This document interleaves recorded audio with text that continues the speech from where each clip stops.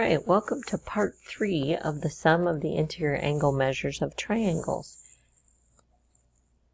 Another way to explain that the sum of the interior angle measures of triangles is 180 degrees is to use what we know about parallel lines cut by a transversal.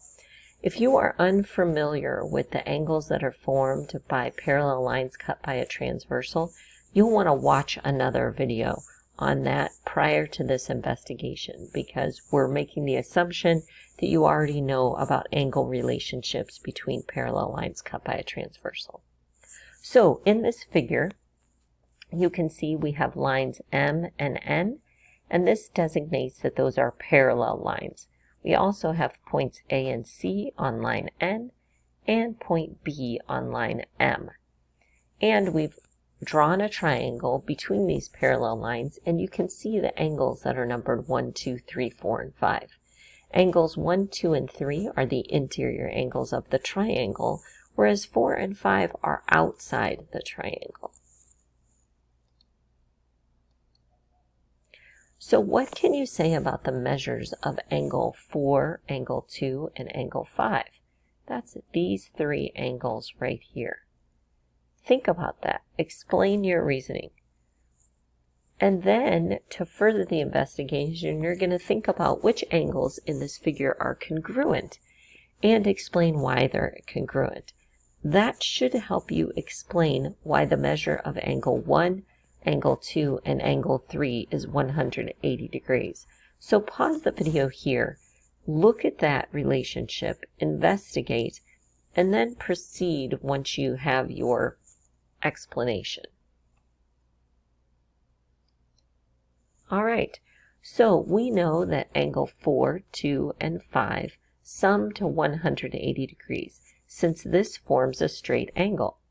Now, some things that you should know if you know parallel lines cut by a transversal, you should know that angle 4 and angle 1 are considered alternate interior angles. They're alternate because they're on opposite sides of the transversal. They're interior because they're between the parallel lines.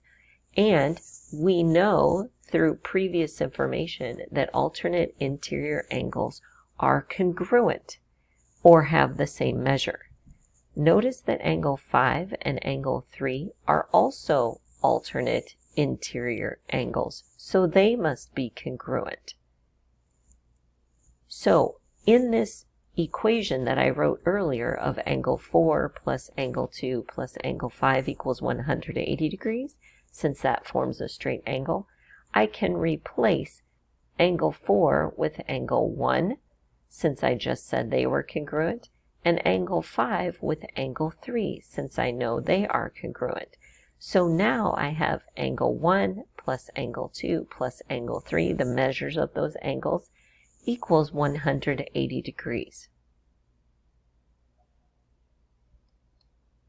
So, you've watched all three methods. Which method do you think does the best job at convincing us that the sum of the interior angle measures of a triangle is 180 degrees? Well, the first one was just measuring with a protractor. It's a great skill builder, but it's not very convincing, and it's definitely not a formal proof because students might be off by a degree or two. It's still great practice. The rip it off activity is a wonderful activity to do in a classroom. It's not a formal geometry proof, but it will definitely help students make connections, and it has long-lasting effects with students. This method 3 is the closest to our formal proof because we can generalize it to any triangle because it was using the parallel lines cut by a transversal. Now, young elementary school students won't have those prerequisite skills of parallel lines cut by a transversal. So in elementary school, probably the one that's most effective in teaching this is the rip it off activity. That being said, all these activities are very valuable. Thanks for watching.